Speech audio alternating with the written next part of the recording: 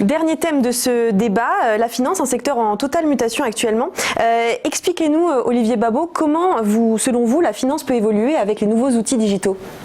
La finance, c'est comme beaucoup de secteurs, est en train de connaître probablement une opération de concentration qui est liée à la fameuse loi de Metcalfe. La loi de Metcalfe, vous savez, c'est l'utilité d'un réseau est égale au carré du nombre d'utilisateurs. Et c'est pas un professeur de mathématiques, évidemment, que je vais apprendre ça. Ce qui, d'un point de vue stratégique, crée ce terrible effet du gagnant prend tout. C'est-à-dire que vous avez un effet cliquet de la domination et du succès. Plus vous êtes gros, plus vous allez attirer des clients, des partenaires, et plus vous allez pouvoir obtenir cette position extraordinaire d'intermédiaire absolu entre l'offre et la demande, capable de rançonner le passage dans un sens comme dans l'autre. C'est exactement ce que, par exemple, une plateforme comme Google, ou d'ailleurs ce que pourra être aussi Netflix. Au bout d'un moment, vous avez intérêt, ou Uber, vous allez devenir naturellement une sorte de monopole naturel qui fait que vous allez transformer l'ensemble de l'économie en des vassaux des néo-féodaux que vous êtes. Et on parlait de beaucoup de bouquins qui sont sortis au même moment. C'est très étonnant, il y a plusieurs aux États-Unis, au moment où j'avais déjà écrit mon livre, des gens qui parlaient, un livre c'est Kotkin qui s'appelle The Neo-Feudalism, pardon pour l'accent, mais c'est bien ça, le néo-féodalisme. Il parle de néo-féodalisme pour expliquer cette société où le gagnant prend tout et où la concentration est inouïe. Et alors, juste pour donner un chiffre, on sait qu'aujourd'hui évidemment Apple c'est plus que la capitalisation boursière que tout le CAC 40, que vous prenez la capitalisation boursière des sociétés de la tech US, c'est supérieur à toutes les capitalisations boursières européennes. Cet effet de concentration de la valeur, il est absolument inouï. C'est-à-dire, on l'a absolument jamais vu. Et pour donner juste une idée historique rigolote, au XVIe siècle, début du XVIe siècle, le banquier Fugger, Jacob Fugger, qui était réputé être le plus riche du monde, son patrimoine c'était 177 000 ans de travail d'un ouvrier. Aujourd'hui, Jeff Bezos, c'est 10,3 millions d'années. Guy, selon vous, il y a quand même beaucoup d'avantages à tous ces nouveaux outils. Je pense à l'intelligence artificielle dans la finance, la blockchain, les néobanques. Quels sont les avantages ? Absolument. Alors moi je suis d'accord avec les éléments que vient de donner Olivier, bien sûr. Mais là, on est dans la macro. En plus, je pense que ce sont des choses qui évolueront parce que moi, j'ai connu des tas de monopoles qui ont existé. Je pense que ça changera aussi. Mais moi, ce que je vois, c'est d'ailleurs, ma société là, a travaillé avec une association de directeurs financiers, c'est que le numérique, comme vous l'avez dit, la blockchain, l'intelligence artificielle, donne de nouveaux outils de performance aux entreprises. Et ça, c'est quelque chose d'extraordinaire parce que finalement, qu'est-ce que nous souhaitons ? Nous souhaitons que notre économie se développe, nous souhaitons pouvoir créer des emplois, nous souhaitons pouvoir avoir une belle croissance. Eh bien, cet outil dans la finance donne un levier formidable à des directeurs financiers qui ont vraiment besoin aujourd'hui d'améliorer les performances de leurs entreprises. Et c'est le cas, très naturellement, très pragmatiquement. Mais est-ce qu'on pourrait réapprendre à vivre sans tous ces outils digitaux, à votre avis ? C'est une utopie ? Non, mais je ne crois pas que ce soit un objectif. Surtout, vous pouvez toujours partir au milieu de la forêt et essayer d'y vivre.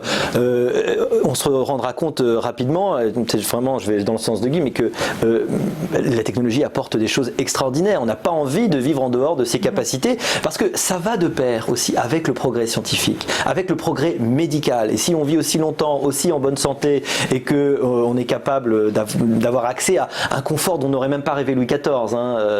La vie de Louis XIV en vrai, c'était dur, c'était extrêmement dur. On ne se rend pas compte combien, il faudrait de temps en temps qu'on se rende compte combien la technologie nous apporte de confort. Mais attention, ce confort n'est donné à un prix, au prix d'une exigence aujourd'hui cognitive, une exigence sur nous-mêmes, une exigence sur le tissu social, sur notre rapport aux autres, qui est plus grande que jamais. Simone Veil disait l'attention, c'est la forme la plus pure de la générosité. Attention à ne pas nous laisser, par exemple, capter cette attention par les objets et continuons à ne pas oublier qu'il y a des choses vraiment importantes qu'à travers la société et les autres. Excusez-moi, mais Olivier, qu'est-ce que j'aurais aimé voir ça dans ton livre. Oh, mais mais absolument pas. Tu ne parles pas de ces progrès scientifiques, de l'apport dans la santé. Parce que c'est tellement évident et puis. Alors excuse-moi. Pour moi, c'est tellement évident.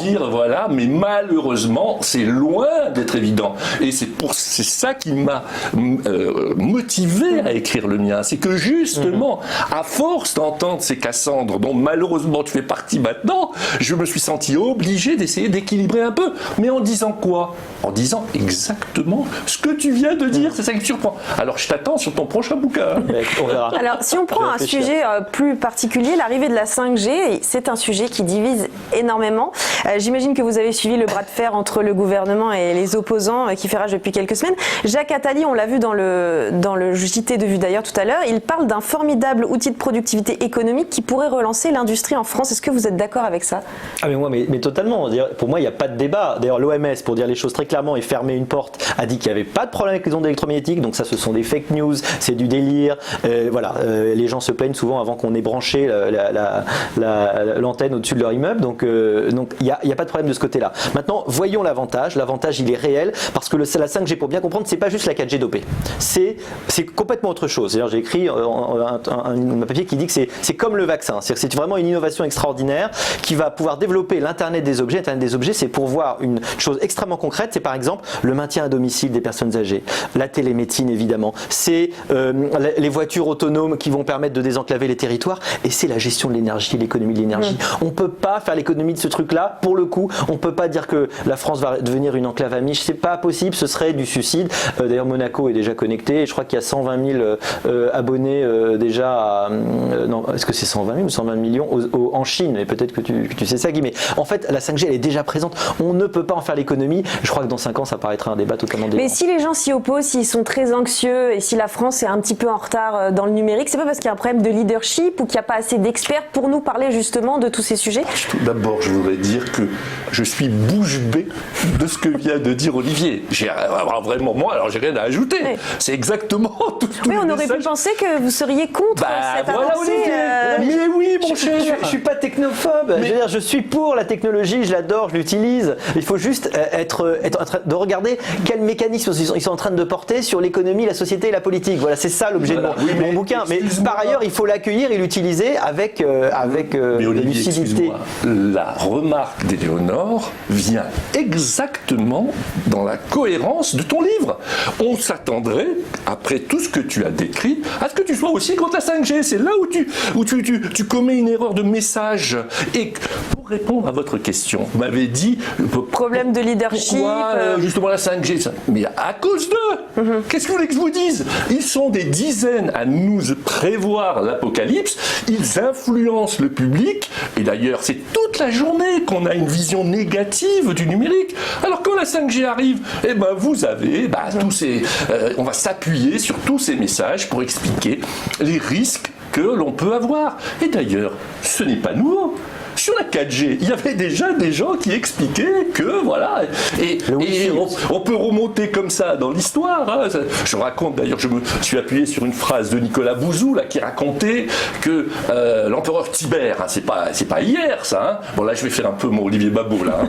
Donc l'empereur Tibère finalement avait lancé une industrie du verre, et puis il y a eu un type, un ouvrier, qui a inventé le verre incassable. On était au 1er siècle après Jésus-Christ. Il a inventé le verre incassable. Et l'empereur Tibère, qu'est-ce qu'il a fait? Il l'a condamné à mort. Parce que évidemment, qu'est-ce qu'il a dit? C'est de l'innovation. On va plus pouvoir avoir d'emploi et je vais avoir des embêtements. Donc je tue le mec comme ça. On va continuer dans l'ancien. Et en fait, ça ne marche pas comme ça. Donc le progrès est facteur d'évolution. C'est aussi un progrès social. Quoi qu'on en dise. Vous avez perdu votre micro. Vous voyez, alors je m'emporte là. Quoi qu'on en dise, le progrès. Tu m'entends? Alors voilà, il faut juste le clipser sur votre veste. Attendez, je me connais la parole. Mais justement, en tout cas, le gouvernement qui est en place, il est très impliqué là-dedans. Il y a 7 milliards d'euros qui vont être injectés dans ce secteur. Le président de la République a insisté sur le fait que la nation était une nation digitale. Est-ce que vous êtes d'accord avec ça aujourd'hui? Ce serait bien qu'on le devienne réellement. Très souvent, les hommes politiques ont l'impression que leurs énoncés sont performatifs, c'est-à-dire qu'il suffit de dire pour que les choses soient. Et malheureusement, c'est en général un peu plus compliqué. Le problème du progrès aujourd'hui, c'est que les conséquences du progrès à travers le numérique nourrissent la régression ou vont contre le progrès, ou vont contre la diffusion du progrès. Donc pour moi, la réticence à la 5G, c'est précisément l'incompréhension source de ce chaos informationnel qui est nourri par Internet et auquel on doit trouver des solutions. Donc je dis par exemple, et c'est très optimiste, c'est de la lucidité, mais c'est de dire aujourd'hui, il faut arriver à re-hiérarchiser les informations. Il faut arriver à retrouver des canaux pour donner aux gens la bonne information, pour qu'on arrête de raconter n'importe quoi sur la 5G, qui arrive au fait que même les hommes politiques eux-mêmes sont obligés de répondre aux trucs les plus délirants. Et donc on est au niveau zéro dans le débat économique et politique. Et donc cette baisse du niveau, d'ailleurs la baisse aussi du niveau général de nos décideurs politiques, c'est pour moi une des conséquences de ce désordre informationnel qu'il faut combattre puissamment pour arriver à avoir le meilleur de ces technologies que j'appelle de mes voeux.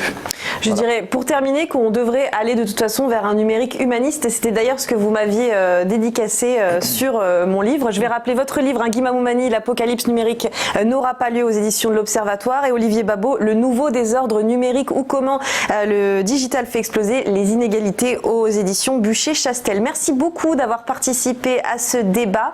Vous pourrez évidemment revoir ce débat en replay sur le site de vuedailleurs.com. À très vite.